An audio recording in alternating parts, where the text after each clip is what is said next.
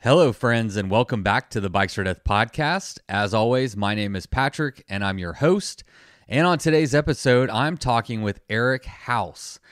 Eric joined the cycling community during the pandemic like so many others. He first competed in a triathlon, but quickly realized swimming wasn't his jam, and he really fell in love with bikes and gravel riding and ultra endurance bike pack racing. His first bikepacking race was the 2022 East Texas Showdown, where he got 9th place. Since then, he has only ramped up his efforts. This year in particular is a big year. He started out his year at MidSouth, where he completed the 50K run, and then the next day he did the 100-mile gravel race. A week after that, he entered the 2023 East Texas Showdown and got 10th place. And then a couple weeks after that, he headed up to Arkansas to compete in the gravel Doom race. And he placed 9th place there. But for Eric, placing isn't what's important. He's there to push himself, to do his best, and to commune with some friends on the road and at the bar afterwards. So even though Eric's only been a member of the community for a couple of years, he has certainly made waves, and I don't think that this pandemic-born bike baby is going anywhere soon. Today we talked mostly about the East Texas Showdown and Doom, but our conversation meandered through lots of different topics, some of which I hope are informative, others I hope are entertaining. So if you will, please pull up a camp chair and join us for my conversation with Eric House. Before we get to our chat, though, let's take a moment to thank the people that made today's episode possible, starting with our latest batch of patrons. This week, we'd like to thank Skyler Martyn for signing up to be a sustaining member of the Bikes or Death podcast. And of course, if you would like to help produce these shows, you can help with as little as $1 a month. To find out more, you can head over to patreon.com/bikesor-death. And we'd also like to thank our sponsors that made today's episode possible. I'm excited to announce a brand new sponsor of the Bikes or Death podcast.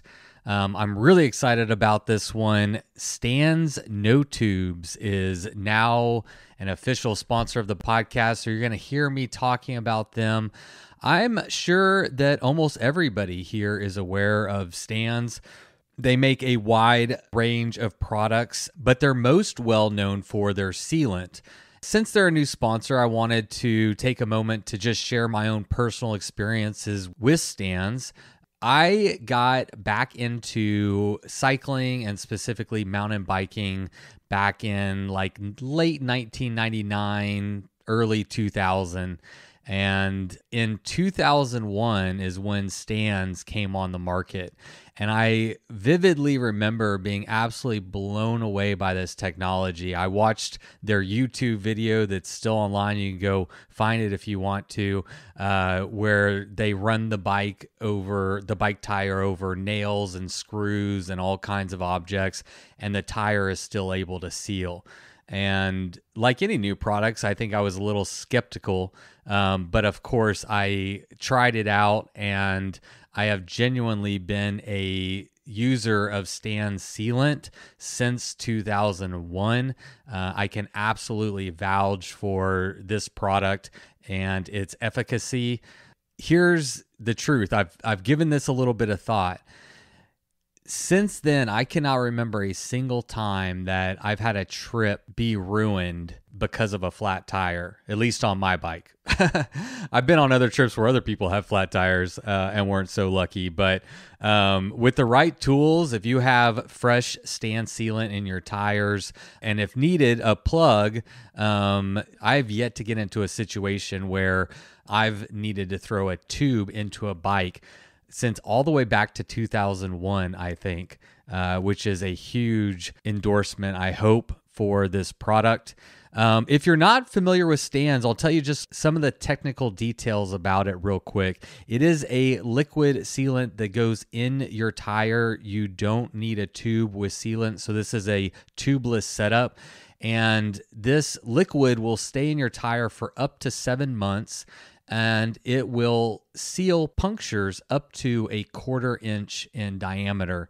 And it does that automatically, typically just by continuing to ride. If you run over something, the liquid will be slushing around and it'll seal the tire automatically. However, sometimes you need to stop and rotate the tire so that the hole is at the bottom. That'll bring the stand sealant all the way to the bottom so it coagulates down there and seals up.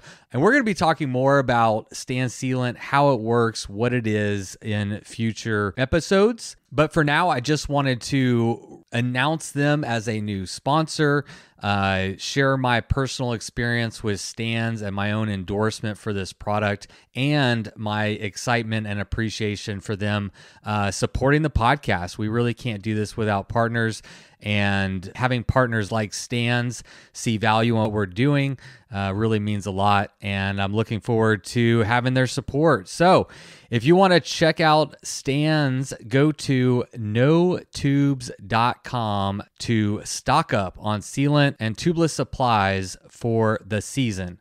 And that way you can ride your damn bike without a damn flat. Today's episode is also brought to us by Athletic Greens. I started using them because if you've noticed, food options have become increasingly faster and less healthy. Eating healthy these days can actually be kind of challenging. It can be a little bit expensive. It can be harder to find good and healthy options. And it can be harder to get the nutrients and the veggies that your body needs.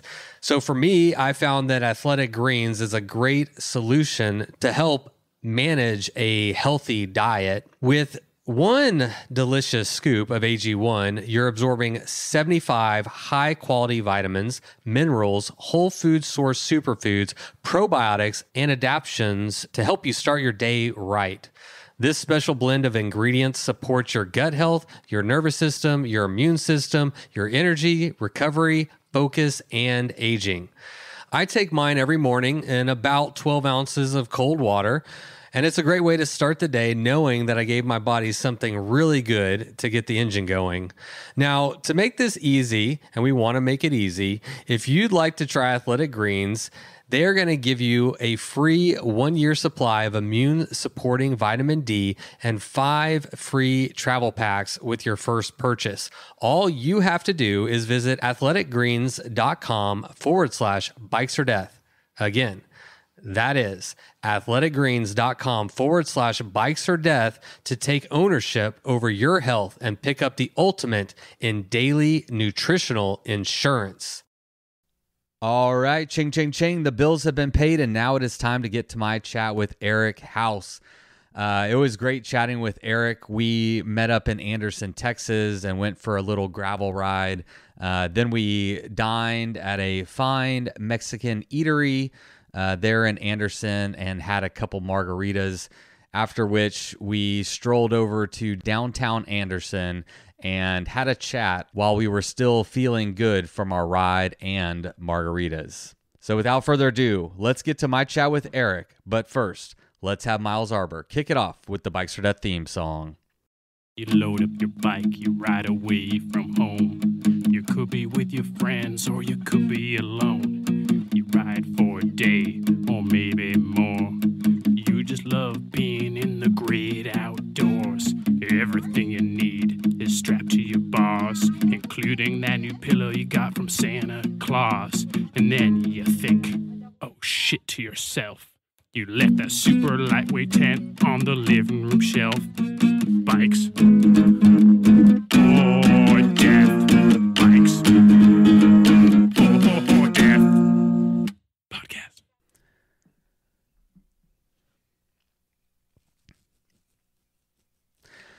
How's it going, Eric? Oh, matter of fact, yeah. It's good. Yeah. Yeah? Welcome to the Bikes for Death podcast. Thanks. We're here in Anderson, Texas, right by let's see, Wiki Motor Company. Wiki Motor Co. And we're for the listening audience, we're meeting up actually you did the lion's share of the driving. I did. It was an hour for me. And it was only 35 minutes for me. So, but we picked this location so we could do a little ride together beforehand. Great ride too. How many miles we get in? Oh man, I think we did a big 15. Yeah. Sweaty 15.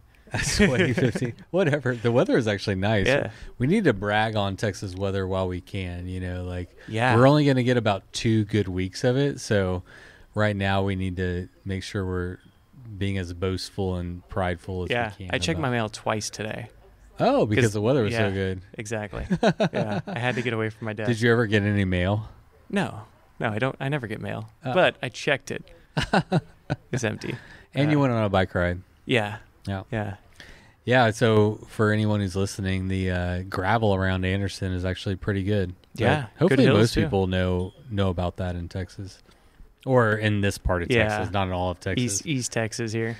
Do you think we're in East Texas? We are. Yeah. Really? Yeah. I think so. I think East Texas starts east of 45. I think we're close. Really? Yeah, I don't know. I mean, do you think it's Conroe? Yeah, Conroe's. I feel like that's Conroe's true because we're Houston. I mean, we're southeast Texas. So we're east of you right now, aren't we? We are east of Conroe. Don't ask me. I am so terrible at directions. All right, I get lost with the GPS. I think we're east of. I think you might have a point. Conroe might, because that is right on the border of Sam Houston National Forest. It is, yeah. But 45 goes through Conroe. It does. It goes straight through. So I think I'm still okay. So the east side of Conroe is like cut and shoot, and I don't know, whatever else. Say that again. Cut and shoot. Cut and shoot. We have a part of our Thursday shop ride goes through cut and shoot. Yeah. Yeah. What's the shop ride? Race Ready Repair over in Conroe. Shop ride every Thursday. I think it's starting at 6 nowadays. Until the time change. Do they do the same route every time? Or same route every time, 22, 23 miles on some beautiful chip seal roads, a couple of train tracks, a couple of surgy sections. What? Surgy? Like it's a road ride. So like, yeah, I don't know. I know. You're not a roadie. So the surging is like a segment. You get a segment and people start charging down it. Oh. Yeah. Oh, to get the KOMs. To get the whatever. KOMs or the whatever roadies do. Yeah. How many KOMs do you have? Me personally, yeah. I think I have 3, but they are all bipedal and not on bike. From running. Oh. Yeah. Well, I'm picturing like bikes are bipedal in that you're only using your 2 legs. True. Yeah. Okay. Yeah. All right. That vibes. Yeah. Okay. Yeah. You don't know directions and I don't know big words, so this is gonna be good. This is gonna be great. Yeah. Only running KOMs, I think. Huh. So Eric, recently, I recorded a episode at Cycle East, the Bikes for Death Live. We had a nice panel discussion there, and at some point in there, Stephanie was talking about how she dropped you. Yeah. And I felt like to get called out in a group setting like that on a podcast that is loved around the world. I thought that warranted your own podcast. Like, you now get an opportunity to. Okay, because my name was spoken like twice in that podcast. Yeah. In front of a group of 20. I'm going to say 30. I thought I saw 50 in the photo, but photos tend to look a little larger. I did get called out there. I was like, poor Eric. You need to get your own podcast, your own episode now. Like, and you need to be able to like stick up for yourself because you weren't there. I felt bad about it. Yeah. So I feel like we just need to, give you a chance to clear the air, let people know what a strong rider you are. Thank you. No, yeah, we all deserve that, right? Yeah. Did I get dropped on the death loop? Yeah. Yeah, I totally got dropped. Would I have gotten dropped during the majority of the ride? Had Hannah not dialed back to ride as a group? Absolutely.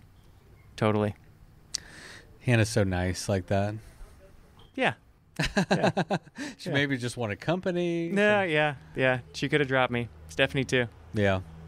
Well, we're going to give you a chance to clear your name. Thank you. I did have some redemption, I feel like, in another 400-mile race. 390 or, whatever. The Doom. The Doom. Yeah.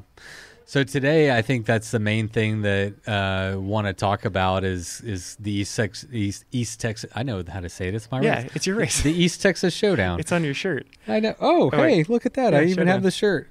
And Doom, which is kind of cool. Like, it's actually really neat how East Texas Showdown has found a nice little groove in the bikepacking world between, there's MidSouth and then East Texas Showdown and then Doom is shortly thereafter that. But before we get into kind of talking about those two events, just by way of getting to know you a little bit. Oh yeah. What has been like your personal introduction into cycling? Because I know you to be a pretty strong rider. Typically, you get ninth in everything that you do. Thank you. Yeah. Which is Appreciate solid, that recognition. Yep. But yeah, so I mean, what was your introduction into cycling? So I know as we spoke earlier, I in 2020 broke my collarbone snowboarding. Nothing related to bikes. I always rode bikes casually here and there. Nothing like a kit. I didn't wear Lycra before that.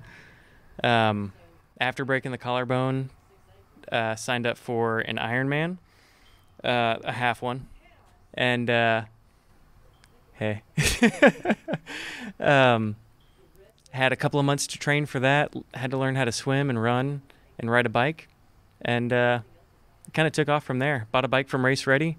Gary hooked me up with my All City Cosmic Stallion. Gary Rogers. Race Ready Repair, and Mandy Rogers. And Mandy, yeah. Definitely. Great people. Yeah, hooked me up with a steel gravel bike, about 26 pounds dry to ride in an Ironman. Perfect choice. Absolutely perfect choice. I'm not sure how sincere that is. No, I can see that being the perfect choice for like what you do now, the ride we did today, yes. but not necessarily for an Ironman. So to be fair, he threw on a 50 tooth chain ring in the front, one by, so that I would have that tri power in the stretches. Was I the only guy on a steel gravel bike in that event? 100%. On the way back in 30-mile headwinds, was I the only guy going 6 miles an hour? Absolutely. Did I finish? Yeah, did. In ninth. Yeah. Yeah, that was probably like 999th for that one, but yeah.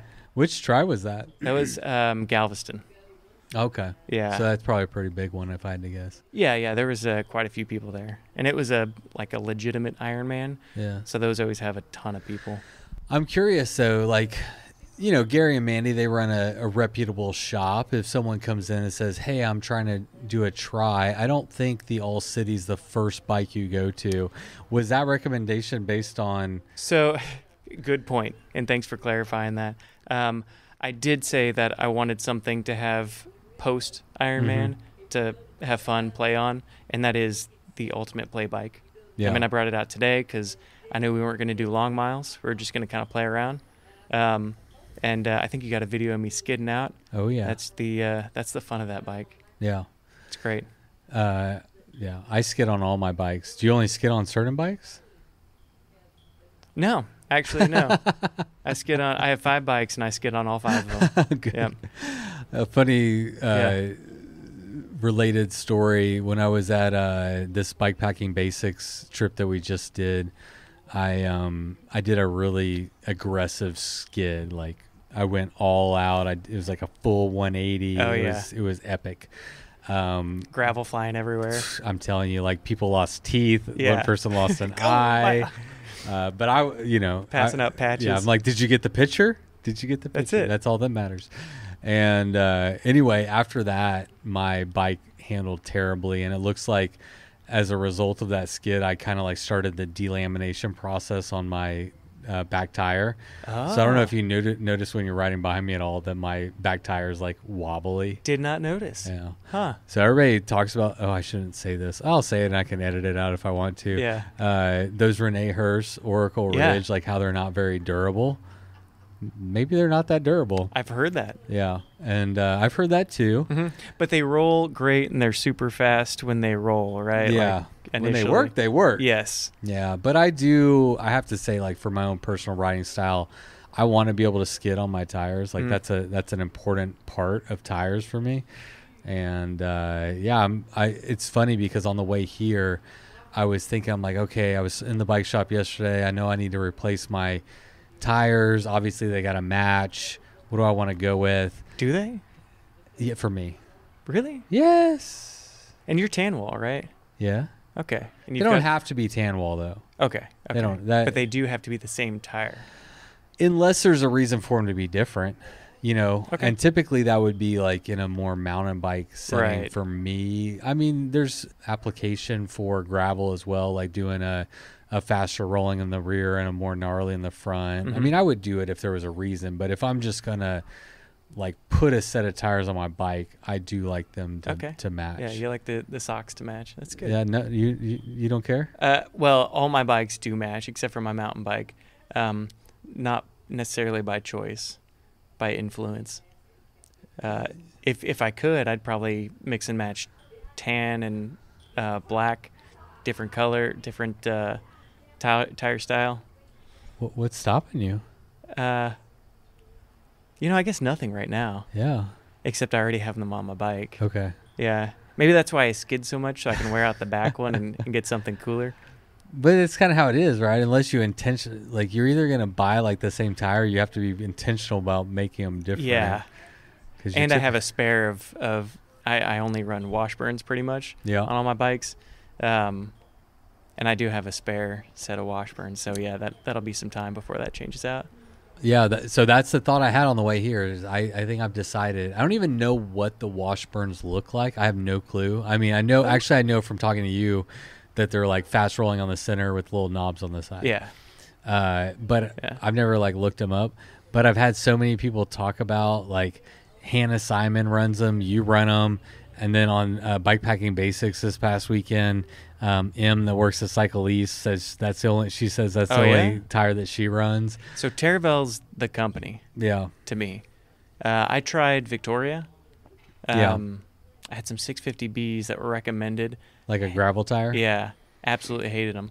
They were cool because they kind of ballooned out, so they looked really plump, and they were pretty cushiony. But you're not sponsored by Victoria, right? No. Okay, great. Yeah, they leaked a lot. Yeah. Like out of the sidewall and stuff. Yeah. Everybody likes those mezcals, and I do not like mezcals at all. I have some friends that swear by the mezcal. Yeah. Like that is their go-to bikepacking specific. Yep. And these are hardcore bike packers. I'm gonna shout out to Greg and Shannon here. They love the mezcals. Yeah, a lot of people do. I find that the mezcal is the most polarizing tire in the bikepacking scene. Yeah. Huh. You either love them or hate them. So that's how you make enemies. That's good. Yeah. All right. You make an aggressive tread tire like that in my experience, it's weird. It's like an aggressive tread tire that doesn't hook up as well as it should. But anyway, this isn't a bash mezcal episode, but it's something I've talked about on the podcast before. It's not a huge secret, I think. All right, so you do that was your first triathlon? That was my first and I'll call it a half triathlon because it was a 70.3. 70 and a 70.3. 70.3. It was you do like a mile swim. I don't even remember, a 50-mile bike ride and like a 13-mile run or something like that. Yeah. Adds up to 70.3.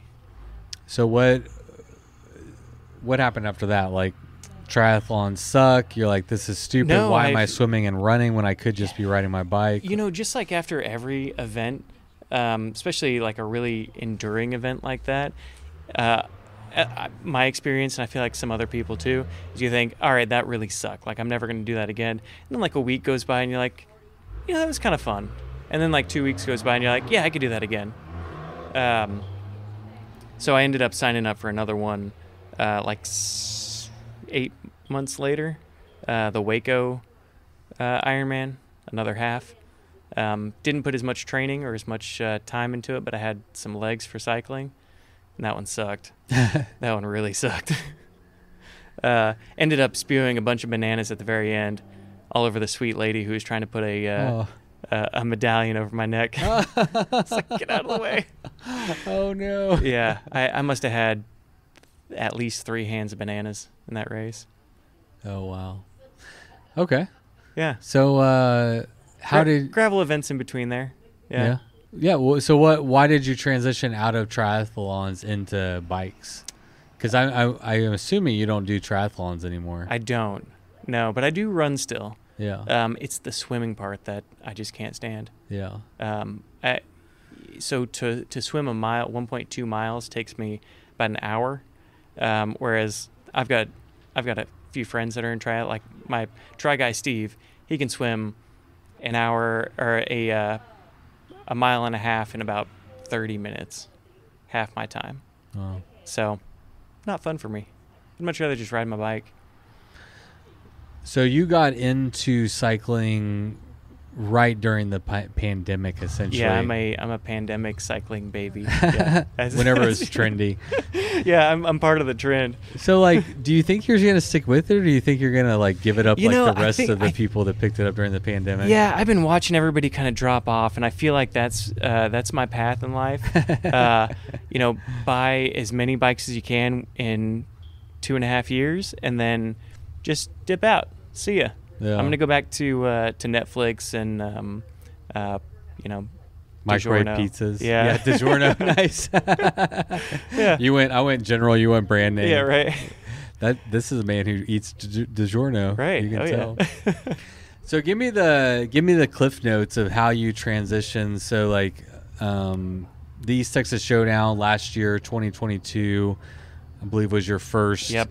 Like long endurance kind of thing. Yeah, I don't know what you did before that. So what was the cliff notes of the progression to get you from? I don't know if you know this, but triathlon and bike pack racing is kind of different. Are they? Yeah, a little different. I mean, you carry a bunch of snacks, you eat a lot, you sweat, and you kind of break your mind and body. And this year you did have to swim through a river, so well, kind of. Yeah. In your last podcast, we know that the people that were kind of in the front got very little water. Yeah. I was kind of up there. Yeah, nice. Yeah, it was super nice. Humble brag. I know. Only because, and I was not drafting, only because I was hanging out with some fast people. Motivating. Exactly. Not motivating. drafting. Yeah, definitely not drafting. Yeah. The water was what came up to my crank arm. That's about it. All right. Yeah, it's so funny. Yeah, nothing like Todd and concrete trails. Oh, Todd? Yeah. Oh, that was so funny. Todd to watch. Nisbet.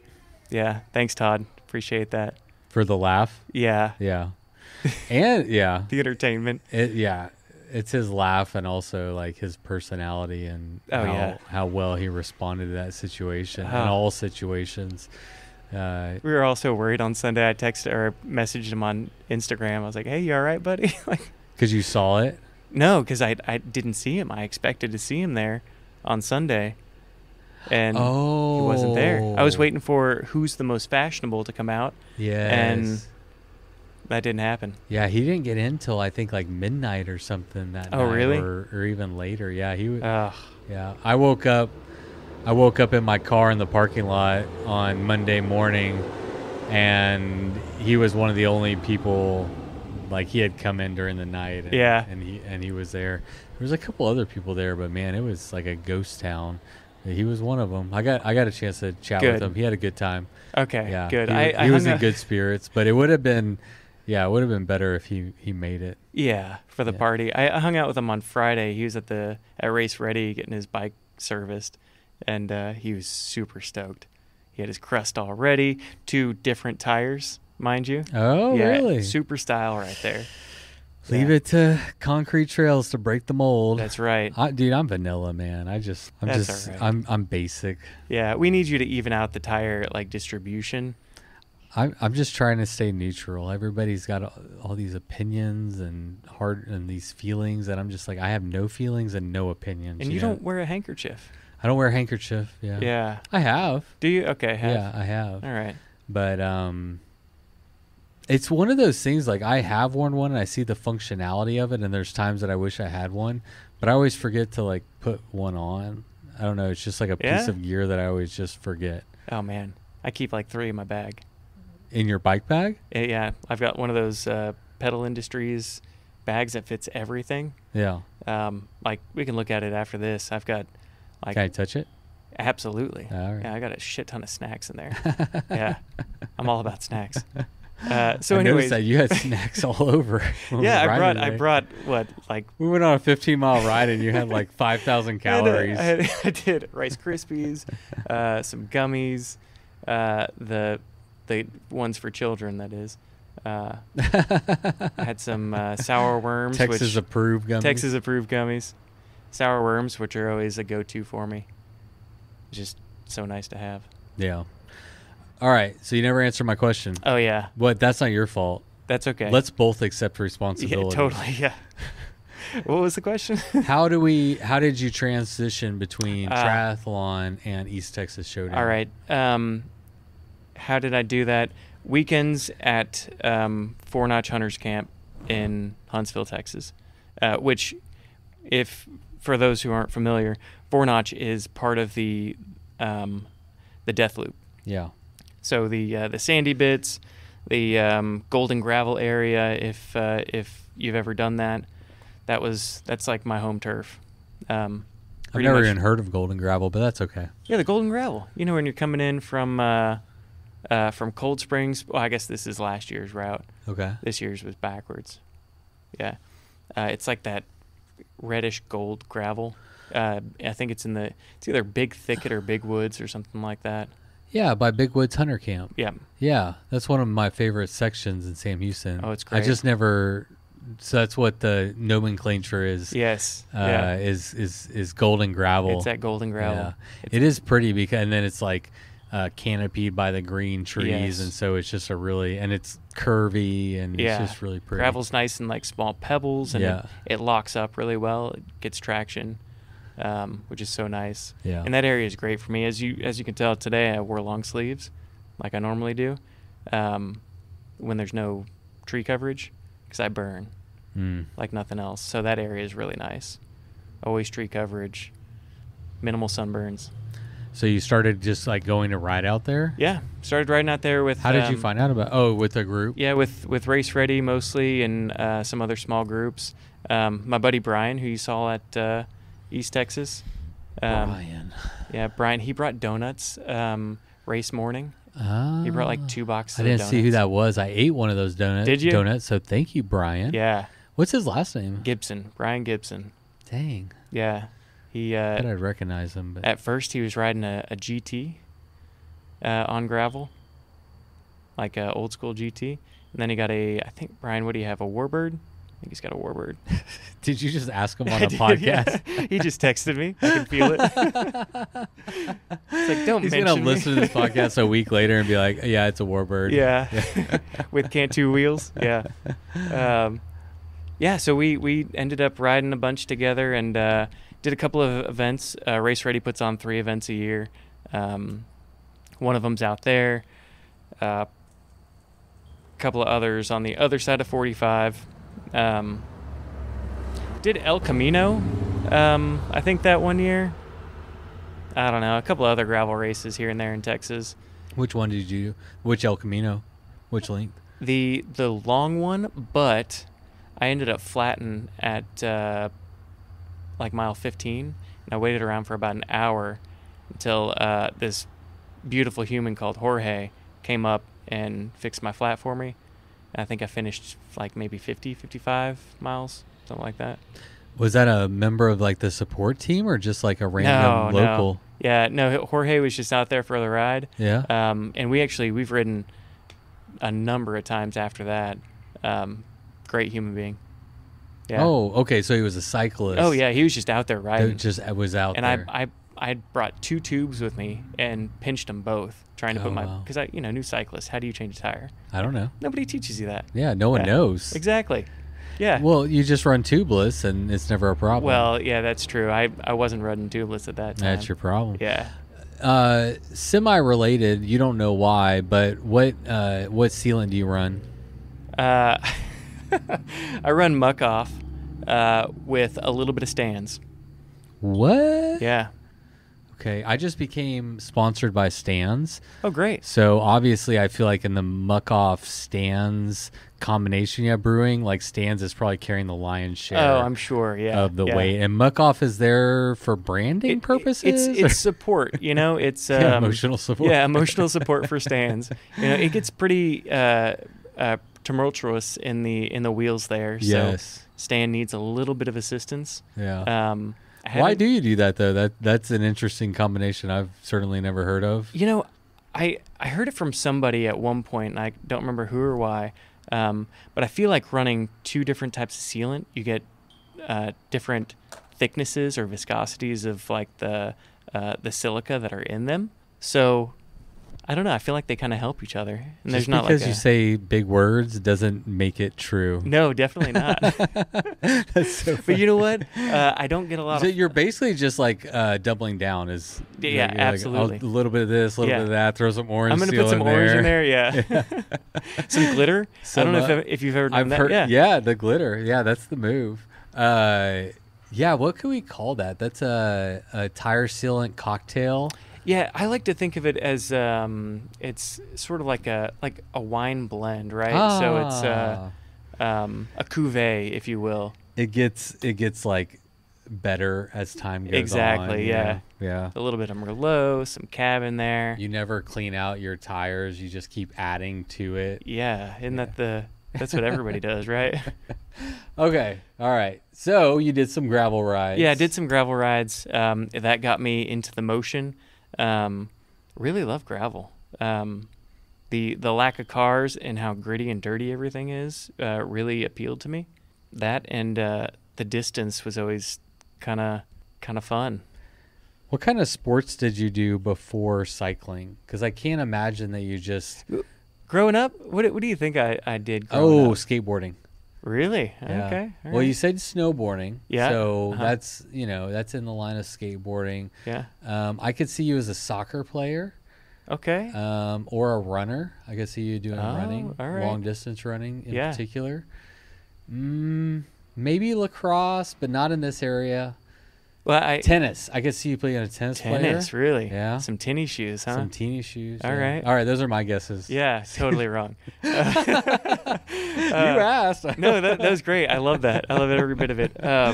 I played soccer a little bit in like elementary, middle school through high school, up until about sophomore year. I played football.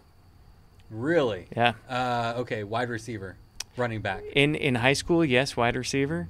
Before that, I was a defensive tackle. Yeah, you were. I was a chunky Look at kid. You. Yeah. Were you really? Yeah. Oh, interesting. I had some meat on my bones for sure. Did puberty solve that, or did you make lifestyle choices? No, yeah, I had no lifestyle changes. Puberty, I think, took care of that. Yeah. So shot me up a little bit. A little chunky and. Yeah. I loved being a defense. Are you sensitive about being called chunky? You could see it in my face, right? Yeah, I kind of dropped a little bit. You were picked on as a child. A little bit, yeah. Were you really? I wore my T-shirt in the pool, if that gives you any indication. Really? That's shocking. For anyone listening, and we do have listeners. Are there? I don't think there's a live audience. No. I mean, you're very fit and thank you. trim and all those. I mean, that's why I'm saying soccer player, tennis, long distance runner. Like, you look like an endurance athlete. Yeah. Like, you're actually, what are you, like 5'9", 5'10"? Yeah, somewhere in there. Yeah. Like, you are probably perfectly built for an endurance cyclist, right? Maybe, yeah. Well. But I liked Hostesses and Sunkissed back then. That thickened me up. And puberty. And puberty, yeah. So, yeah, as soon as I got thin and everybody else around me grew to 6 feet tall, that's when coaches were like, yeah, you should be like wide receiver. And then I discovered other things in high school that turned me away from football and organized sports generally.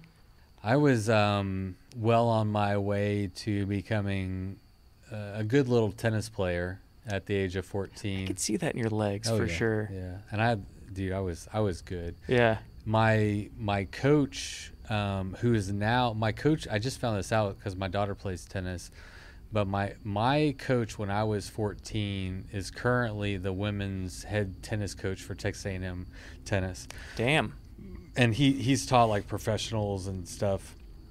When I was 14, he wanted me to transition to like a tennis academy where they did schooling and tennis and everything full time, with the thought of maybe like going and playing professional tennis. And I was like, you know what, that sounds good, but drugs and women sound better, you know? Yeah. So, yeah. If only they could get that out of our like teenage minds. Yeah. We would probably be something. We're something. I mean, but we could have got there faster. Yes. Yeah. Yeah. Well, I don't know if I'd want to get where I am faster than I did, but yeah. Yeah. So you played football. Uh-huh. And that was like your sport? That was my sport. Yeah. So my mom had a rule for us she had 3 boys, right? You had to play a sport in school. It was like, yeah, stay fit. I don't know, have something team oriented, whatever. Yeah. My older brother did hockey. My younger brother did wrestling, which, come to find out, I feel like I probably would have been better in a non-team related sport. Yes, like tennis. Or like or tennis. Running. Or cycling. Or cycling. Yeah. I've heard of these bikes. Yeah, right? They happen. Yeah. That's anyway, that's a whole nother tangent. I will just say that through my life, I've gravitated towards solo sports, solo efforts.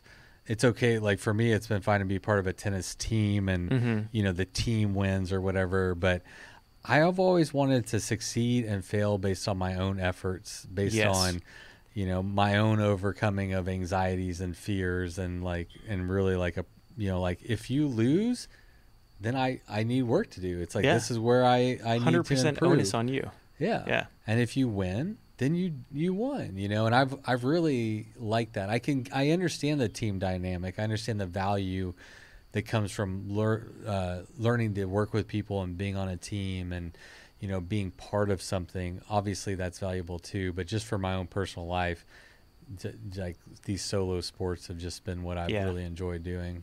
I'm with you there. Yeah. And it is nice. So like being an ambassador for Race Ready, like we've got a team. Like I've got a group of buddies that we are on doing the mountain bike thing this season. And we go to the events and, we're all racing in our own categories. So whether I win, lose, or, wreck my bike, that's on me. Has nothing to do with them. Right. Yeah. But I still get their support and like, dude, Eric, you just, you came in 9th. Way to go. Well, it's the same thing. It's kind of like the East Texas Showdown. Like a big component of that is, for me, when I created it, was having a quote unquote party, but more importantly, an opportunity for the community to come and just shoot the shit, talk about their experience, get some attaboys, get some high fives. And it's the same thing if you go to a race with a team. Yeah. It's that moral support. It's doing something with people that understand what you're doing, that can understand the significance of it, because I can guarantee you whenever you go back to work on Monday and you're talking in your finance world with your finance friends about how you did Gravel Doom and 2 weeks before that you did East Texas Showdown, they're just like, why would anybody want to do that? Or wow, that's crazy, Eric. Or, that's it. And they can't really understand. And I do think that there's a lot of value in being able to share experiences with people that can understand the experience that you're sharing and what's actually happening, Yeah, that's so valuable. It really is. Yeah, I think, So solo stuff, but with like a community that can like understand and relate and to kind what of you're validate doing. you in certain regards. regards. And give your ego the validation. Exactly, right? Yeah. Yeah, I mean, there's definitely something there, for being honest. For East Texas, like for somebody to finish the lowdown, 100 and how many miles? 70. 170 miles. Like that is a feat for a majority of people out there. Yeah. For somebody to finish that, like, hell yeah, you get some kudos. What percentage, like, just take a guess. All right, so let's say America, because that's all we know. What percentage of Americans do you think tomorrow could get on their bike and ride 170 miles? So I was talking to somebody about, I was talking to my friend Super Dave about this. Super Dave? Super Dave, he's a great human being. Yeah. Is he local? He's in Conroe. Okay, sorry, Yeah. go ahead. No. The percentage of people that have, he's a triathlete, the percentage of people who have ever run a marathon in the entire world out of the entire world history is like less than 1%. Whoa. Yeah. Think about people who have run 26 miles in one sitting. I guess that's not that shocking, but yeah. Right? 1%, yeah. And think about the number of people who have ridden their bike over 170 miles. It's probably the same. Or maybe less. Or maybe less. I bet less. Yeah. Because marathons are more popularized in culture, right? Yeah. Like there's more of a running culture. There's more marathons. It's just, bikepacking and this, longer distance cycling. Again, okay. I mean, I know long distance cycling has been around for, 200 years, but it has been making a resurgence, especially in America where we don't have the same infrastructure they have over in the UK where bikes are life, right? So like, yeah. But I forgot my tangent that I was on. The percentage. The percentages. Yeah. So like. Yeah, the less opportunities, less awareness, less cultural, for lack of a better word, acceptance or understanding or support or any of these things that like would provide a good avenue for people to do 170 miles. It's got to be less than 1%. Oh, totally. Yeah. And then you bump that up to 280 or you bump that up to 400. And that's just, significantly less. So for anybody who even attempted East Texas Showdown, like kudos, props, like that's more than majority of anybody living or who has ever lived has done. Like that's pretty badass. I'm sure you might or might not remember, but at the Showdown, I didn't say it this year, but last year I said something along the lines of congratulations for just being here, for being brave enough and committed enough to even try something this big. You didn't say that this year? I don't know if I said it this year. I kind of black out sometimes when I get that, yeah. But I know I said it 2 years ago. Yeah. I remember saying it 2 years ago. It should be a staple because, yeah. I know. I meant to say it this year. I think I forgot to mention it. But but it is true. I mean, there's a lot of fears and insecurities and stuff that we all have that prevent us from taking on big, challenging things and overcoming that hurdle. Yeah. That mental in itself is a big hurdle to overcome. And then to go on and to actually complete 170 miles. I'm glad you said that because that's something that I hope that I will always, and I hope that I do a good job of doing is really emphasizing how awesome it is to do even 170 miles. Like even there I said, 170 miles. Like it's like we almost talk about it like it's in passing, like it's an easy thing. But I like that perspective how, I mean, we're talking about truly a very small percentage of population can even do something like that. And to get over that mental hump, like you said, just to sign up and commit yourself to that, like that's the first hurdle. You know, I mean, after, 150 miles, nothing else matters, right? Like your legs are shot, your body's done, like you're just cruising at that point. But in pain, but but everything leading up to that got you to that point, those are the hard things. Yeah. The hard things are signing up for an event, packing your bike, mentally preparing for, the first 50 miles or the first 100 miles, packing your snacks. That mental stuff, I think, is such a barrier that's hard to articulate, and it's going to be different for every person. But I just, you just did the East Texas Showdown, you just did Doom. I did an ITT on the Showdown route, and I was reminded of how much fear has an impact. Oh, yeah. like you want it to go well, man. You want your body to perform well. You don't want to have pain. I mean, you're going to get to pain, but like you want to, that's inevitable. Yeah. You want to get I don't know, you want to have like a good run at it. And, you also don't want to let people down. I don't know if that's a huge thought for a lot of people, but you sign up for an event like this, especially if it's your first one. Like I know my first ETS, I signed up for 380 miles. Why it wasn't 400, nobody knows, but that's all right. But you sign up for 380 and you start telling people, and it becomes more real. And then that real factor turns into real fear, because you're like, well, shit, now I do have to do 380 miles. Like I've got to do a 40-mile death loop and finish. Yeah. I've told these people that I've committed to this, and I know, obviously everybody has their own challenges. But I'm the type of person that I've never DNF'd, and I hope not to ever on anything. And that's kind of, I guess, a fear of mine, which pushes me to want to finish things.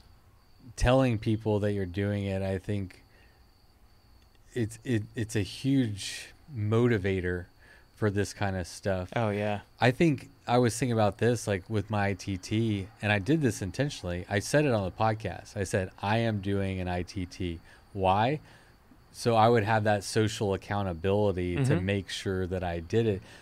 And I thought about this while I was driving out there that first morning. It's like early in the morning, and I'm like trying to wrap my head around, like, I can't believe I'm like, there's no one here.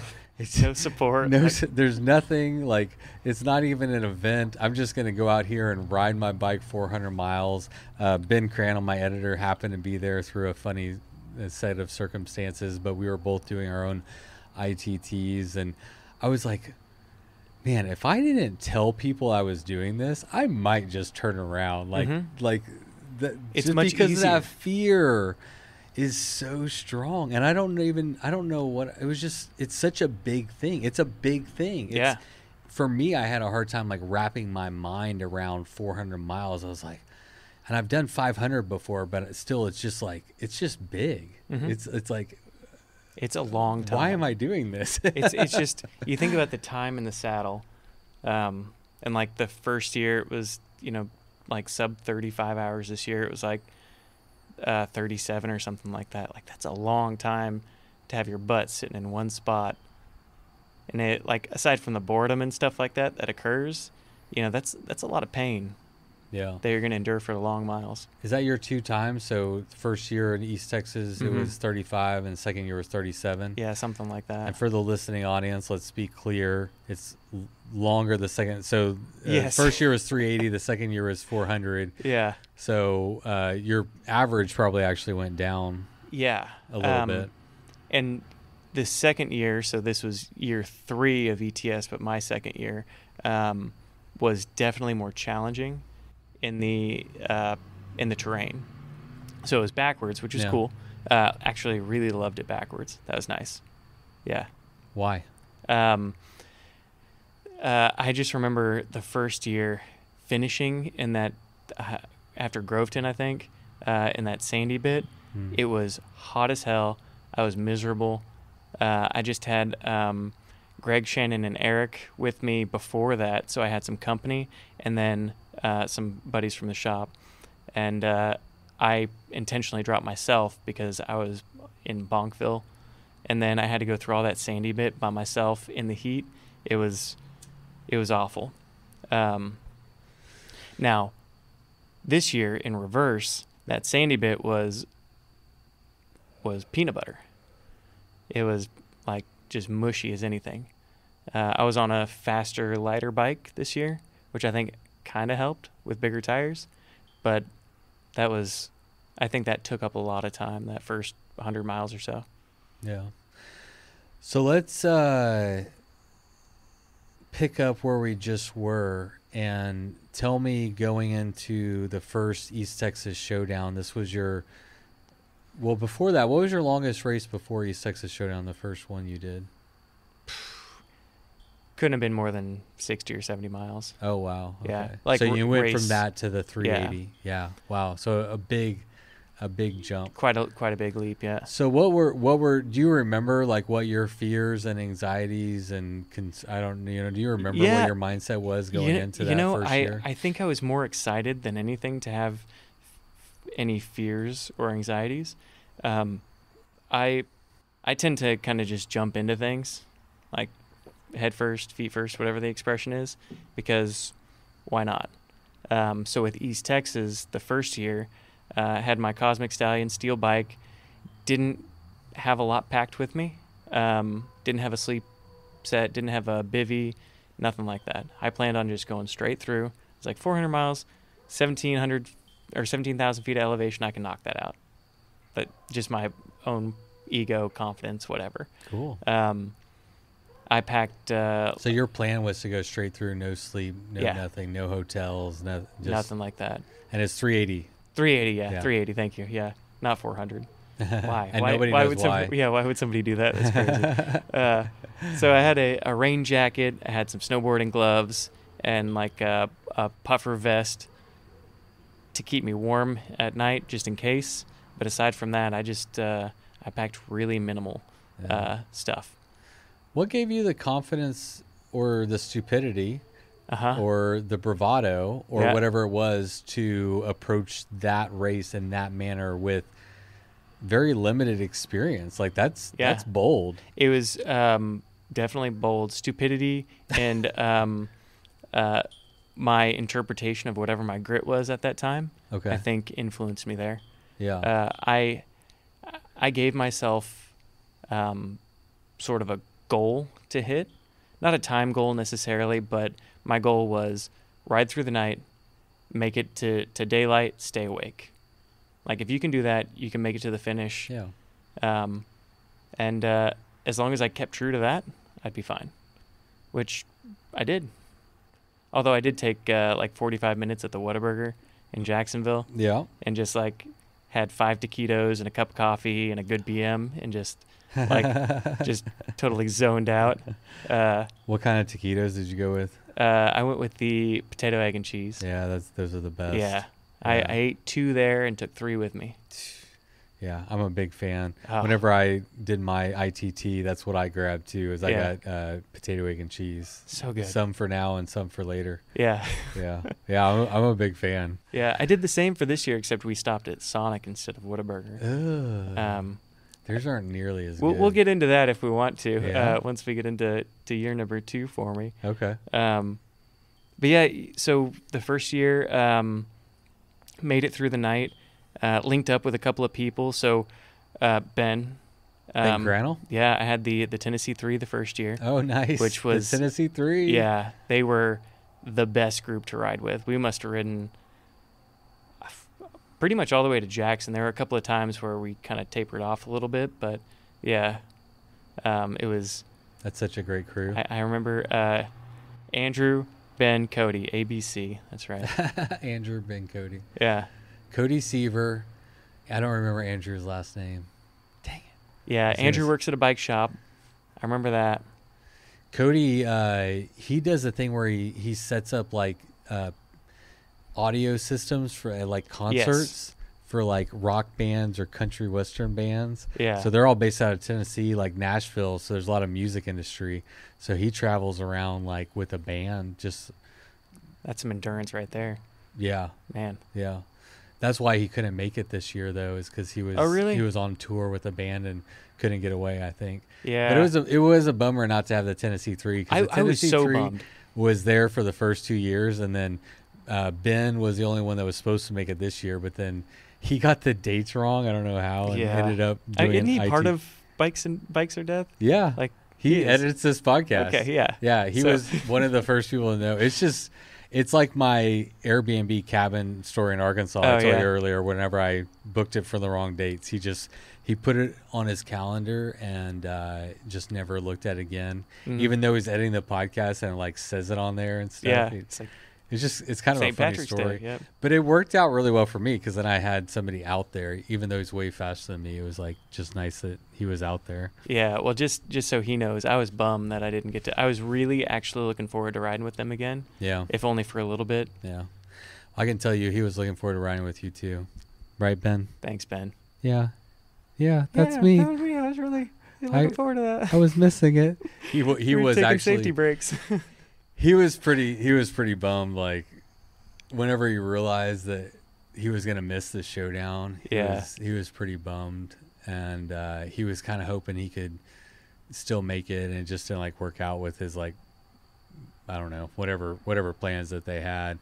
But anyway, yeah. You know, in reflection of it, it's kind of cool though to do the ITT like Stephanie did, attempted the ITT beforehand. Yeah. And it's like you've got your grand depart, just like a lot of these other long distance endurance stuff, and then you've got your people who are just coming out there to whenever just to do it. Yeah. Because it's a nice challenge. I would love to see more people do ITTs. We've had quite a few groups like ride the lowdown route, just like a camping trip, which is cool. But yeah, I hope more people do ITTs. Yeah. Yeah. Ben is the only person who's completed an ITT. Way to go, Ben. Yeah. So Pretty you got badass. that, Ben. You kicked my ass, and Yeah. Stephanie, she just had bad weather. Oh, from what I heard. Yeah. We all know she can do that route and has done that Yeah. route and has won that route. Like it's just, and she can had do it bad- faster than I can for sure. And me by 5 times, by 5-fold or whatever. Okay. Anything else about year number 1? No, I think that's about it. Your number That one was is- your first big event. Yeah. So how about, this is a good question. What was your takeaway? You can, blow smoke up my ass if you want Sure. to, but not just East Texas Showdown, but what was your like takeaway from that experience of like longer events? You kept doing them. So yeah, it was the bug. It really was. it was the drug, eh? It was the drugs. Yeah. Right across the street here. Yeah.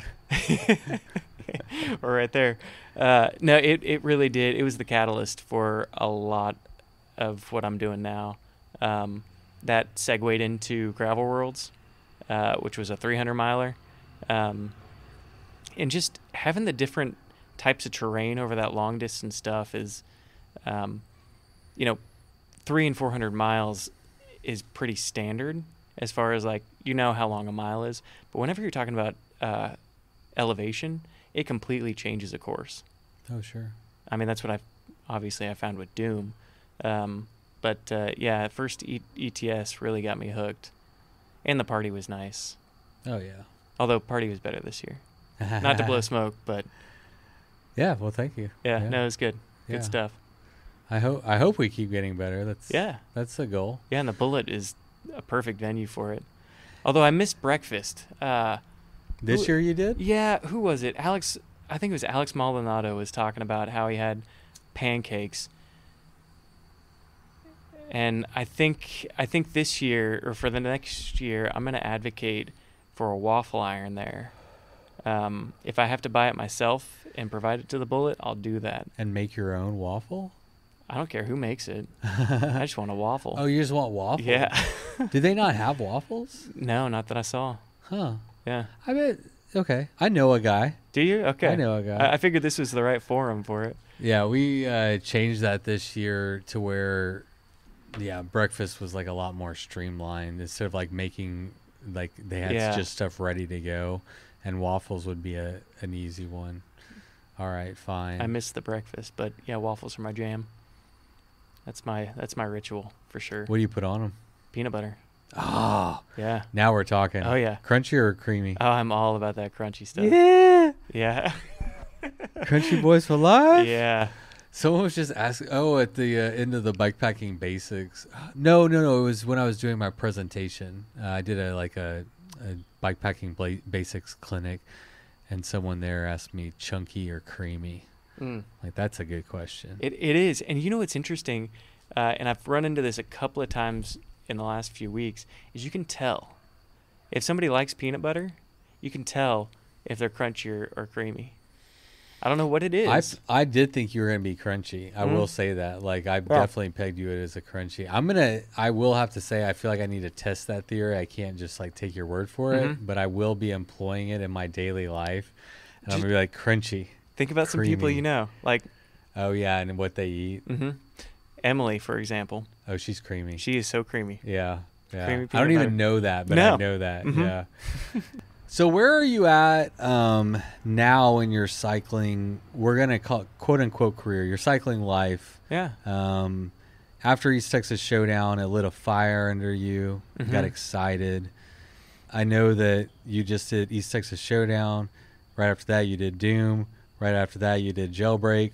I think there was something else. Just maybe. before that, I did MidSouth. Right, yeah, MidSouth. I mean, you are riding your bike a lot and and doing pretty well. At least ninth, yeah. At least ninth, which is like, as we just determined, like if finishing 170 is in the highest percentile of Americans, finishing in ninth place in a 400-mile race is in the upper echelons. That's like 0.00. I don't even know. I'm getting nervous just sitting here talking to you. Wow, yeah. Is that true celeb status? I'm going to get so. some shit for that for sure. It is crazy, though, I think, how unrecognized these endurance efforts are in the greater population. Red Bull should be here talking to you, not me. Man. But here I am. Well, that's when you get into the Unbound and those lifetime events. That's where the true... Sorry, we're getting distracted by a June bug here. We got two ADD guys trying to have a podcast, so there's a June bug here. I could feel the wind flapping from his wings. All right, he's out of here. We were talking about, the recognition thing. Unless you're doing one of those lifetime events or something like that, like nobody gives a shit about grassroots. Not right now. Not right now. One day. Yeah. But I don't think any of us are in a big hurry to get there. No, I prefer East Texas, Doom, the race ready events, like these smaller where everybody's having a party afterwards and drinking beer and eating snacks. Like that's good that's vibes. where it is. Yeah. Good vibes and bikes. It is. So, I mean, as far as your personal, is cycling just a hobby? Is this just how is fun for you? Events, training? Are you wanting to get sponsored? Like, what are you doing? That's a good question. Yeah, it's it started off as a hobby. I suppose it still is. I'm investing in myself, I think. And I just really like being on my bike. That's pretty much it. I like the pain of the endurance stuff and the beauty that comes from it. And then the short rides around my area, I just like the community aspect of it. Doing 22 miles every Thursday is just fun. Because I get to bullshit with my friends, do some, bunny hops if I want to, and just chill out. Yeah. It's pretty great. What is great about it? Like, what are you personally getting out of these experiences, whether it's your own personal efforts or through the community? Why do you keep pursuing it? I get a couple of things. So the fitness aspect is great. I can breathe. I can, I'm relatively healthy. The community aspect, I think, is the biggest, though. Get to know everybody in my cycling community. Conroe is not a huge cycling community, but we've got some really great people. And just building those friendships. Like Super Dave I was talking about, I have some knee issues from Doom and from other long events. And he's like right there with me trying to coach me to say, hey, Eric, take some time off or put some ice on that knee, like relax it, like caring about me. And that's nice. Yeah. It's nice to have that in my life. It is a difficult thing to do to rest an injury. Yeah. Is that what you're struggling with? It's like totally. Your body is telling you need to kind of take it easy, but you're like, I kind of want to just go and ride. Yeah. Yesterday I planned on taking, so Monday I did what we call our Hoke ride, and it's out in Sam Houston. It's a 45-mile tempo or kind of high-paced gravel ride. I think we averaged like a little over 18 on Monday. My knee was murdered. I was going to take Tuesday off, but then my buddy Praxis and Marty called me, and they're like, hey, we're going to ride just maybe 20, 30 miles. So I decided to do that on the single speed. Oh. Yep. just for fun. And then today, just riding 15 with you, that was probably the best thing I've done for my knee. Yeah. To date. Yeah. So. Yeah, it's been a very difficult lesson that I'm having to learn again and again as I get a little bit older. Is I have to actually rest. Yeah, listen to your body. Yeah, and I like to do an active recovery, but really light, or depending on what the issue is. I've had a shoulder issue and a bicep issue. Luckily, my knees have been pretty healthy. But yeah, I guess lifting weights that put some strain on the shoulders and everything, right? Yeah, that's the problem, right? Like your muscles are stronger than your tendons and your joints and stuff, and so that's what I've had to learn is you really have to start slow and work your and yeah. That's so hard to do sometimes, isn't it? Yeah, it's the worst. Some of us just want to dive right into things. I never want to be slowed down. Yeah. Yeah, life is too short, man. I got shit to do. Yeah, got a lot of shit to do in a short period of time. Yeah, I'm trying to do shit, man. I don't want to be injured. I don't want to be sick. I don't want to be anything. I want to be going and doing and fit and healthy and happy and enjoying life, man. What else are we here to do? Exactly. Yeah. That really is probably, it sounds like a lot of what motivates you is just cycling. Yeah. Yeah. And running to a lesser extent, but yeah. Yeah, running's okay. Yeah. Running's great cross training for bikes. It is. Yeah. So I trained for MidSouth because I did the run portion of that too. Oh, cool. Trained quite a bit in running, 15, 17 miles, that kind of thing. But where do you run? Do you run on trails? Or do you run on? Typically from my house, I've got great woodlands trails, which aren't really trails or bike paths or whatever. Huge network throughout all of the woodlands. Don't have to worry about cars or anything like that. And I've got a couple of good routes from my house that are anywhere from 5 miles to 15 miles. Wow. A couple of trails, like W.G. Jones, which is off of 242, which 3 of your listeners are going to know where that is. In there, it's mostly sand and really messed up trails from hooves, from horses and stuff. But yeah, still fun to ride or run. So the MidSouth, the run, I don't know much about it. How many miles? I assume you did the 100-mile gravel. Yeah. So how many miles is the run? And that's on Friday. Yeah. So Friday it's a 50K, which is 32ish. Yeah. Something like that. 32 miles. That's a marathon plus. Yeah. It's considered, since it's over a marathon, it's considered an ultra. Oh wow. Yeah. That was my first one. How'd you do? I did okay. I finished. You finished. Yeah. I finished without dying. That was good. What else could you hope for? Yeah.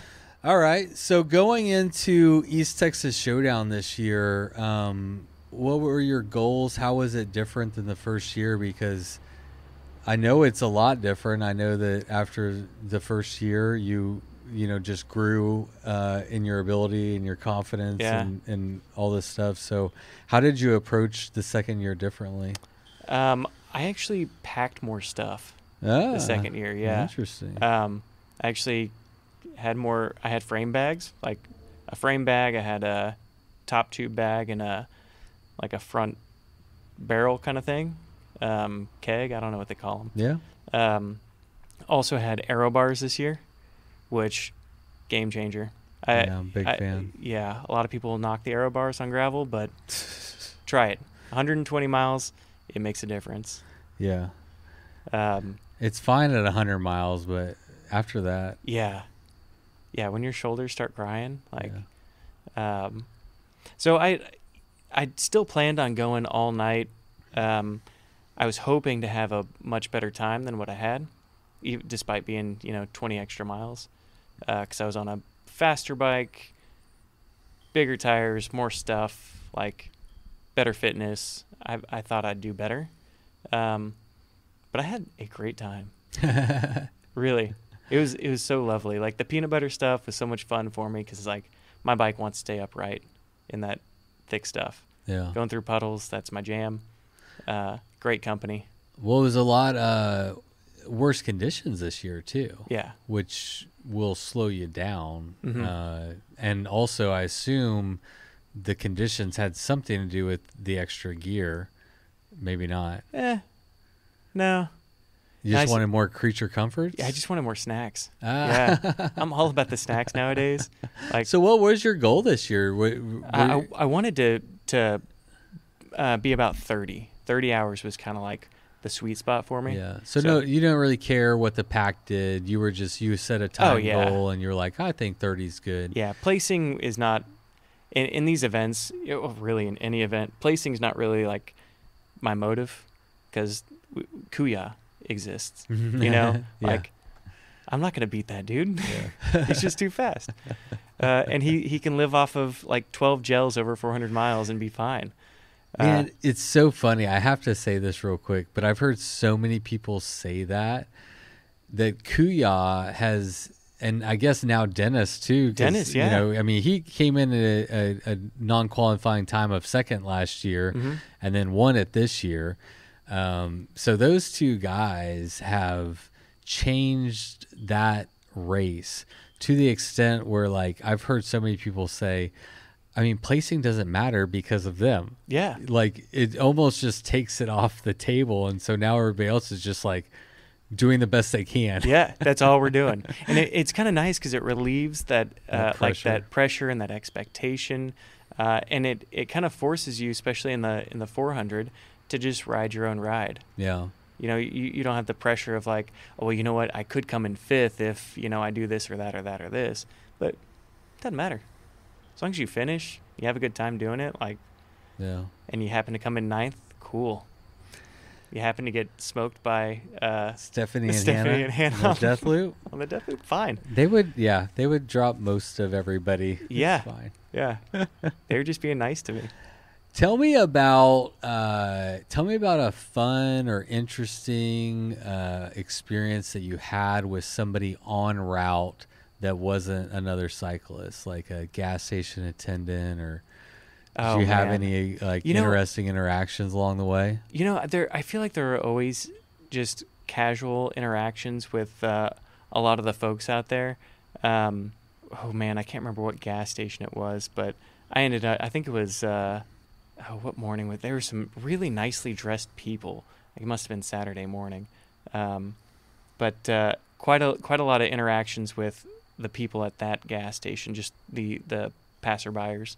Like, where y'all going? How long y'all been here? It's just so cool to be like, yeah, we're on a 400-mile bike ride. We're at mile 280 or whatever, and they're like, well, by God. Oh, well, by God. It's just such a cool feeling. Yeah. And it makes them feel like, I don't know what it makes them feel like, but I'm sure it's like interesting, pretty interesting to see these random people on these goofy bikes cruising through their town. Give them something to talk about that afternoon. Yeah.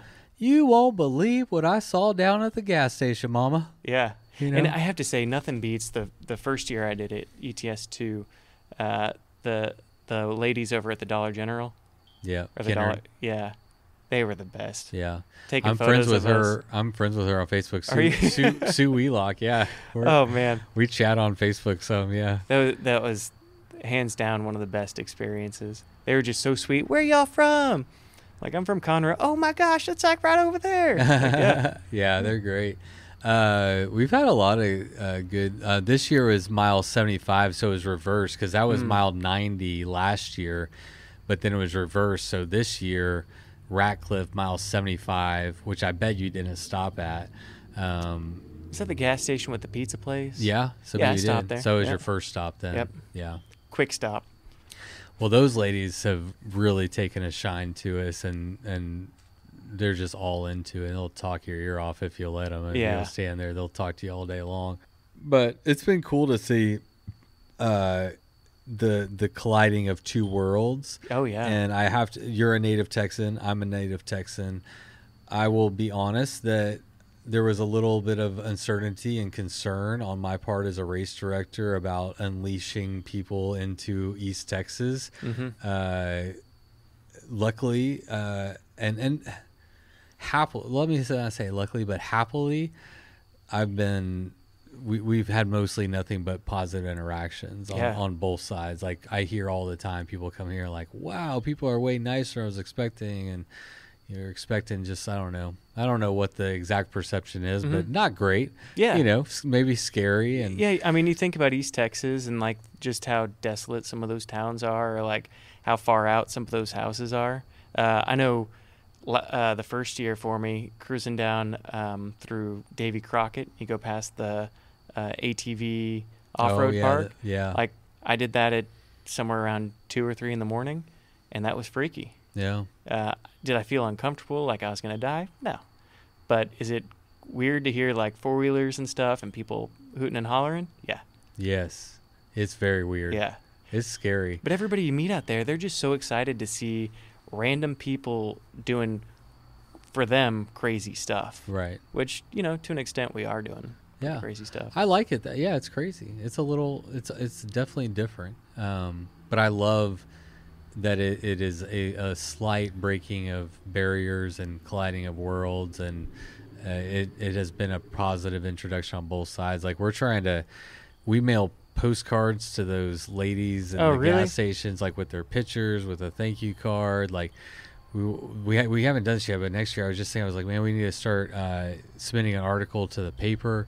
Yeah. And you know, we try, like, we call the shops beforehand and let them know we're coming, but we really want, like, much like the Tour Divide, not to say this will ever be on that level, but you see along the Tour Divide how the businesses and the community gets bought in, and it's just a better experience. Yeah. And really, like, from a race director perspective, I that creates a safer event. The more the community is aware and they know what we're doing, they're like, oh, it's those guys.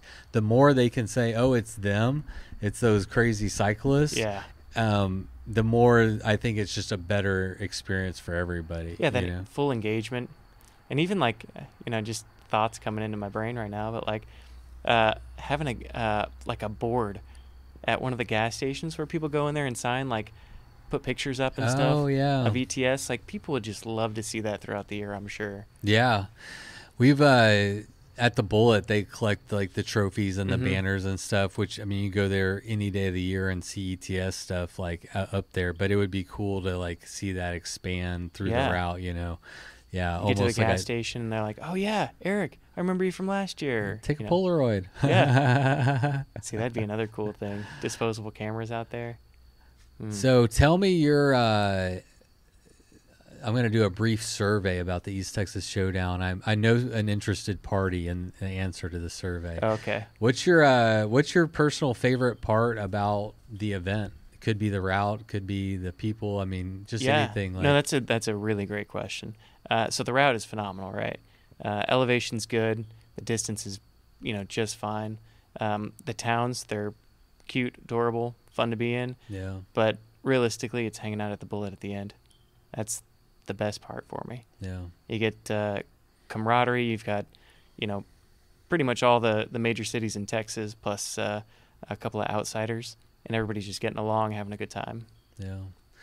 Yeah, it's super cool how well the community has congealed around this event. Mm-hmm.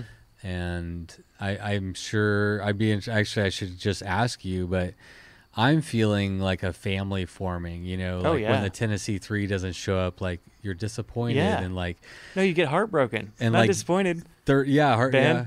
36er Gary. Yeah. He missed registration and then he missed the wait list. And then I got him in. I'll just straight up admit it. I'm like, dude, there's a little bit of favoritism there. That's all right. It doesn't happen very often, but I'm like, Gary, we were actually at the takeover in Georgia when I found out. I'm like, dude, I can't wait to see you. He's like, dude, I didn't get in. And then I missed a wait list. He's like, I tried. I'm like, oh.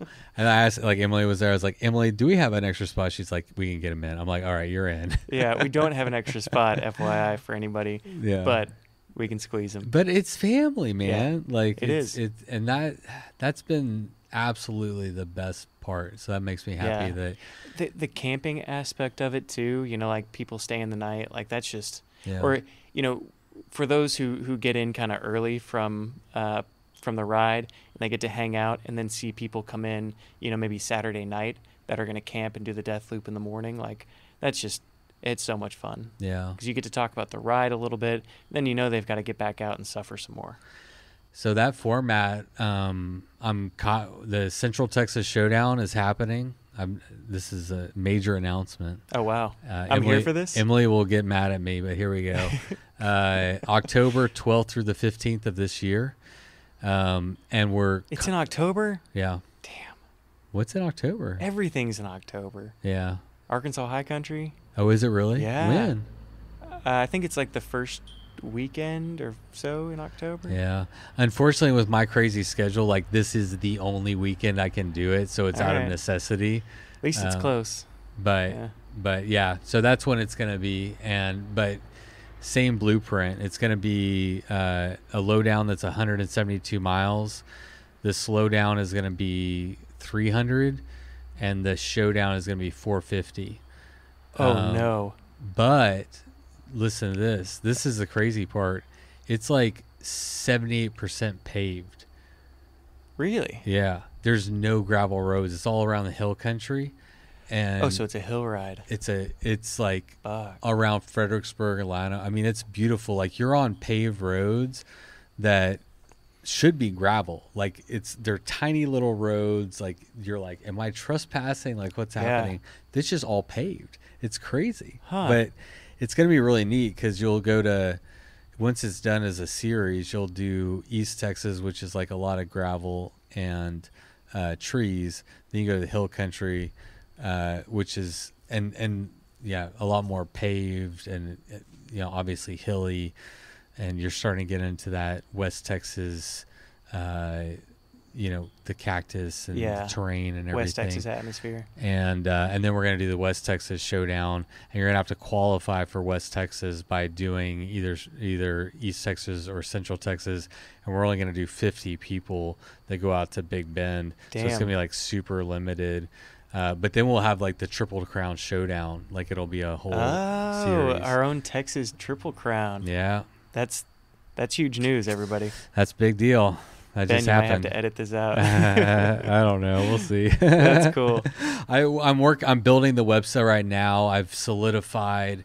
So I mean, we still have a death loop. It's going to be very similar. Like we're going to meet at the Castell General Store. We have Camp Life Festi that's like literally less than a mile away. It's like already set up. So we're going to have like our bullet grill essentially. They already have a stage. Like it's going to be the same event, the same blueprint. We're just going to take it to Central Texas and we're going to do it again. So Yeah. I'm excited because another cool variation would be like, what if somebody did the Triple Crown with only one bike? Like that could be a whole nother category. Cause you got like gravel, a lot more road, and then, mountain bike terrain. But what if someone did it? So you got single speed would be one category, but then like the same bike category, When I do this, I will be doing it on the same bike. There you go. See? Absolutely, 100%. That's a fun challenge. Yeah. One bike for all three, a wide variety of terrains. I'll even keep the same wheel set. There you go. Yeah. Same This is good. tires Yeah. or same type of tire. Yeah. Yeah. Easy. Yeah. Ooh, See? that This sounds is good. fun. Yeah, I like this. Yeah. So that's what's happening. I don't remember why we started talking about that. I guess just to promote it. I segued in there somehow. No, that's good. Oh, well, we're talking about the party and the community. That's what it Yeah. was. And then I was like, oh, yeah, we're kind of duplicating that. Yeah. And we're going to have the same elements. And continuing that same theme of having like a party. that was my thing from the beginning. It was simply it was combining bikepacking with the gravel community, which the gravel community really did a good job of. And bikepacking was like empty parking lots or Freddie Mercury signs with nobody around and which is cool too, right? But I'm like, if I go and do 400 miles, I want to fucking party afterwards. I want to drink a beer. I want people to be there and like talk about the experience and stuff like that. That's what I want. Yeah. And apparently a lot of other people want that We too. do. Yeah. It's a lot of fun. Yeah. Because again, like to circle back to the thing we were talking about at the beginning, that shared experience with people that can actually understand what you just did. And to some extent, there's a trauma bond there, right? Yeah. There for people who had fallen into the water, like you have a trauma bond with other people who fell into the water. Oh yeah. And that builds that camaraderie. And somebody might live in New York, and you have this Instagram pal now that you're going to see once a year, or I guess 3 times a year now. That's right, depending. 3 times a year. Yeah. Y'all better get your ass down to Texas. Yeah, exactly. It's fun, man. It's truly been, I mean, really, like Bikes for Death in general, like the podcast kind of just like did well unexpectedly. And I was like, I did the East Texas Showdown. I just was like trying to service the community, you know, the local Texas community. I'm like, dude, we need a cool, fun race, you know? Yeah. I didn't think we were going to get, 200 people to sign up, from 5 different countries. It's or like sell out. Yeah, sell out in 4 hours. Yeah. Humble brag. For real. Anyway, did you do that, Andrew Honorma, over at Doom? Yeah, he sold out. No, just kidding. He did sell out. I don't know, 4 hours. I think so. There were 70. I don't know. How many people? Oh, I told Gary today how many people. There were like 70 some odd people there. Oh, that's a great turnout. Yeah. Good job, Andrew. 28 plus 19. That many people. Finished? 28 people finished. 19 people did not finish. So that's 48. What was that? I don't know. All right, Anderson After Dark. It didn't, like, it was sounded like an impact, but not a crash because there was no like screeching tires. No, like somebody just like really fucked a curb. Huh. Maybe they ran into the building. There's a massive building on the roundabout.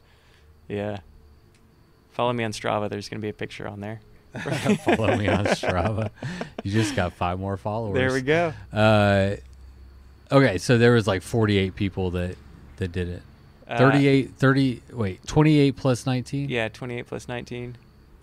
50. That's 47. 47, yeah. Yeah, 47. 47 people. Am I the finance guy or are you the finance guy? I am not the finance guy today. Yeah. I'm not either. We're probably both wrong. Can we phone a friend? You have Andrew's number? Yeah, I do have Andrew's number. Call him up. He doesn't take my calls anymore. No, no, I'm kidding. Andrew's great. Andrew's one of my favorite. Yeah, I love Andrew. I mean, Andrew, hopefully, like, I kind of see him and I as very similar. Like, he does a podcast. He's building, like, races and doing group rides and community stuff in Arkansas. I host a podcast. I'm doing similar stuff in Texas. Yeah. I feel a lot of, like, Yeah, totally. And regular people. Like, when I walked up to him in Doom, I was like, hey, how's it going? He's like, where do I sign up or whatever? And he's like, hey, what's your name? And I was like, I'm Eric. What's your name? I hadn't met him before. He's like, I'm Andrew. It's like, oh, okay. Yeah, that guy. Yeah. Right. Just a regular guy. This guy here. They're all just regular people. So let's talk about Doom. I've done quite a few podcasts about Doom, so I think most people are familiar with it. But just give like a queek. That Anderson After Dark. Things get weird. Just give a brief overview of what is Gravel Doom. Yeah, Doom is apparently a long distance, lots of elevation, hard as hell gravel event. I struggle with saying that it's a race because I don't necessarily race. I'm more less competitive. Through Arkansas, up and down the hills and the hollers, across Buffalo National River, White River, like all these various creeks that go to and fro. How would you describe the course? You just described it a little bit, but I have a better question. Okay. I have a better question. How difficult would you describe the course? Like on a scale from 1 to 10. Let's go 1 to 10. Difficulty. So this one's tough for me because there's another factor in difficulty, and it's a factor called beauty, which reduces difficulty. If I were to not factor that in, I would say it's a 10, maybe a 10.5. It's pretty freaking hard. Yeah. Did a lot of hiking. Lots of hiking. If you factor in the beauty aspect of it, it's closer to a 6. Wow. That's a big beauty factor. Yeah. Yeah, so I told you earlier on the bike ride, I take quite a bit of photos. Over these 400 miles, I took over 350 photos. My phone was crying because it needed battery. It was just so beautiful, though. Wow. Like, You climb up a hill, you walk up a hill, you hike up a hill, whatever. You get to the top, and you're just overlooking these beautiful rivers and, green trees. Everything's just amazing looking. Yeah. Especially if you catch it during the golden hours, it's that much better. Yeah, it really is beautiful. I love it up there. There's tons of water crossings, so you're getting a lot of elevation change, so you're getting the high views, and then you're going down the rivers and seeing the water. Nice, beautiful, like aqua colored water. Just do you know why the water is that color? No. It mixes with the mineral. I don't remember the mineral that it is that's in. Record. Yeah. And we're back, ladies and gentlemen. I'm here with Eric House in Anderson, Texas. Beautiful Anderson, Texas. Wow. We like riding bikes. Yep. Right across from the Confederate flag and the memorial. And we hate cleaning out our memory cards. Here we go. Thanks, Ben. Welcome to the show. Yeah, so where were we? We were talking about how... the natural beauty and all of that good stuff. So I think, where was I? Like, people go through an array of emotions. I think that's where kind of I was. And I kind of had a moment at mile 3:30. I looked at my cheat sheet. Oh, nice. While we took this little break, which is nice. 3:30, I was walking up a hill, hiking, and I just, like, burst into tears. And these were, like, happy, joyous tears. Nice. And it was just, I kept saying to myself, this was 8 o'clock in the morning on Monday, 8-ish. And I was just saying, this is the most beautiful thing. Like, everything was just gorgeous. I was tired. I was half dead. I didn't feel like I would disclose that to, all of your listeners or to anybody really, but... All right, well, sorry about that, folks. Little technical difficulties. We don't need to go into the details, and we certainly don't need to blame the host. But you did miss a little segment of our conversation where Eric was talking about how he cried on this one climb, and it was tears of joy, happiness, elation, overwhelmed with all of the feelings that come when you're doing something very hard in a very beautiful place. And he went on to tell about how after the race, he was at dinner, I believe, with a few friends. And through that conversation, each one of them admitted to crying at one point or another along the route, and for various reasons. Some out of fear, some didn't know why, some cried out of beauty, some cried out of pain. But we talked a little bit about how these events bring your emotions to the surface. And I had a similar experience whenever I did my ITT that I shared with Eric. On the last day, really, I got, I think, 20 miles to the end. And I didn't even realize it, but I had tears kind of streaming down my face. And I was like, whoa, I'm crying. And it was kind of an interesting moment because I didn't even realize I was crying. And I was like, why am I crying? Am I happy? Am I sad? Am I tired? And I still don't know the answer. It is interesting to learn yourself through bike pack racing. And anyway, I think Eric and I just had a nice moment where we shared, we're like, hey, everybody cries in bike pack racing, and that's okay. So that's about what you missed. Sorry for the technical difficulties, and here's the rest of my conversation with Eric. Here we go again.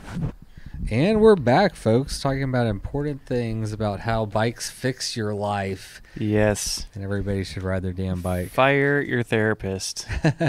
Ride your bike. Don't do that. Says the guy who just said he was talking to his therapist. Yeah. Do you remember what you were saying? Like why we go through these huge endurance things and what we get out of them. Yeah.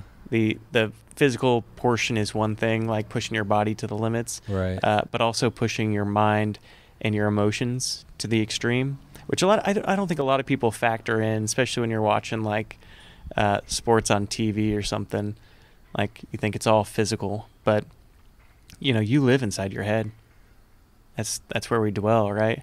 And to have to walk your bike 15 miles, that can really fuck with your psyche.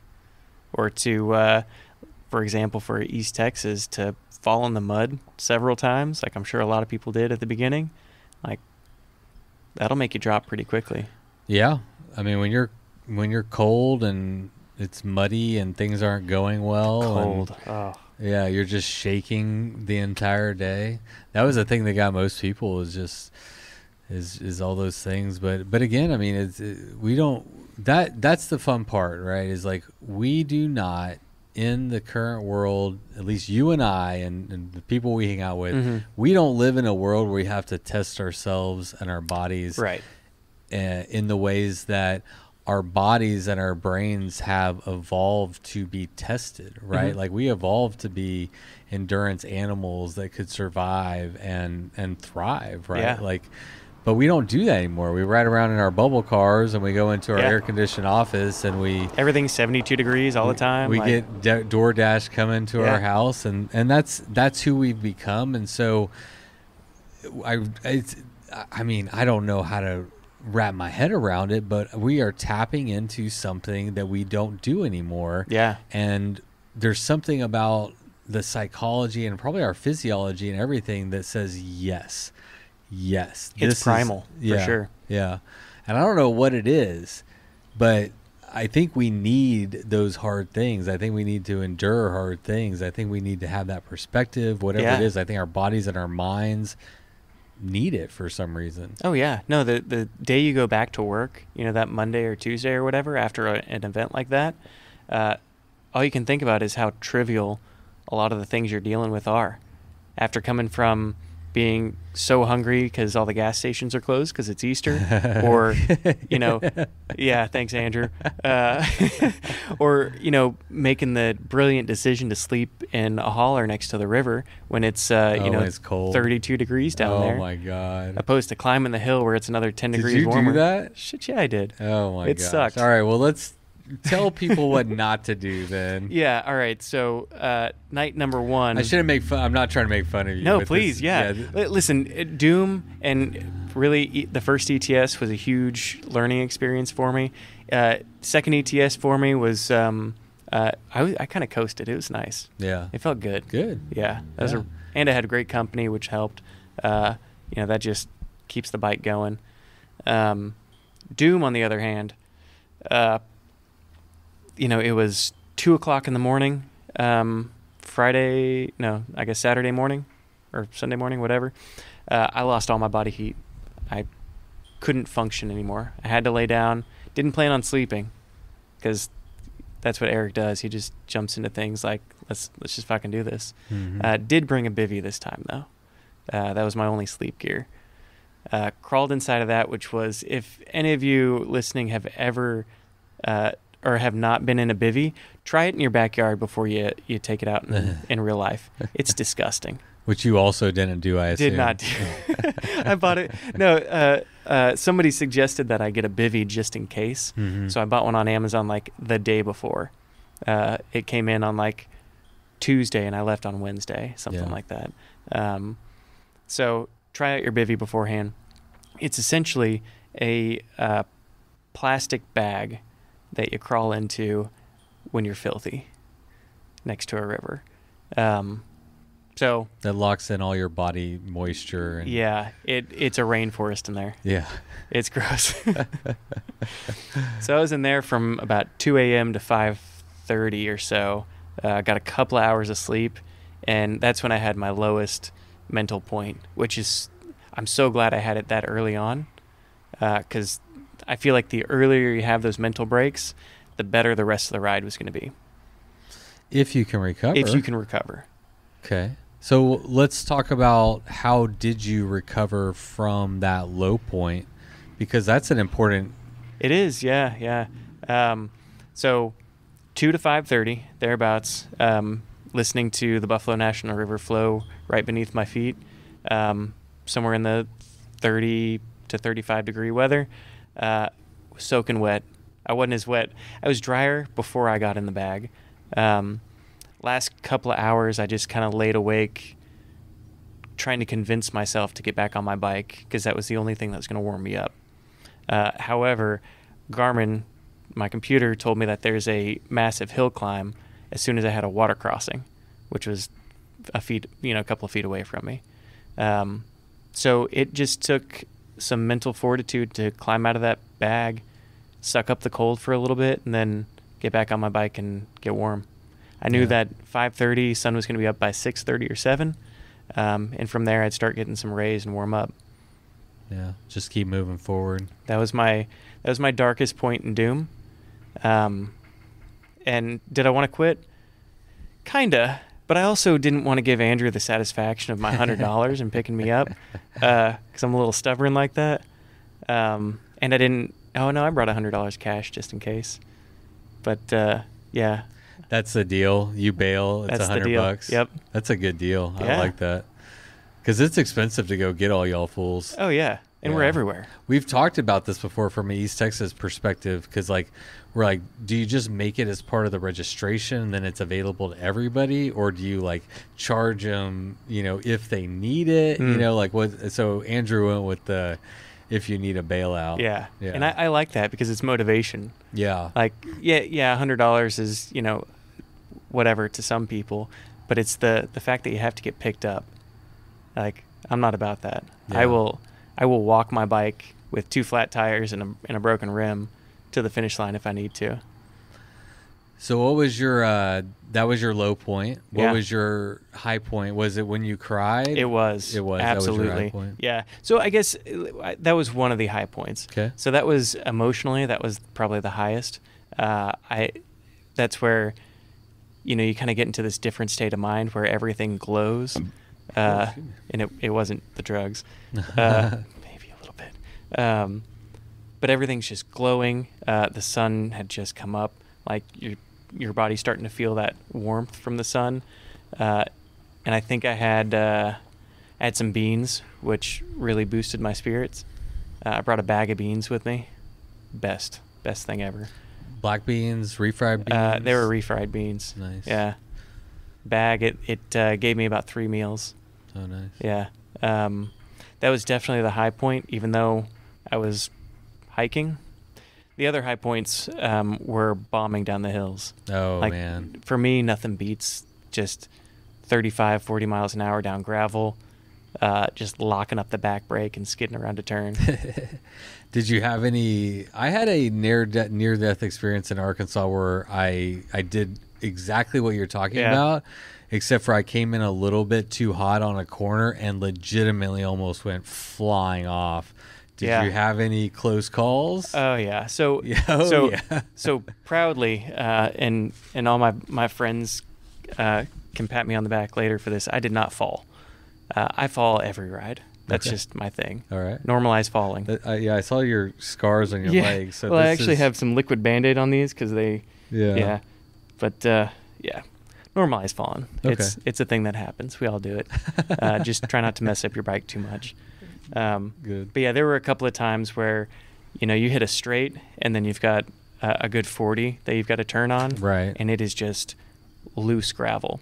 I had, I think, 2 instances where I just had to lock up both of them and continue going straight until I hit kind of a little berm, and hopefully I didn't launch off, because that's when you go a couple of 100 feet down to the river. Yeah, it gets steep and it's scary, and you're doing that at night some of the time. Yeah.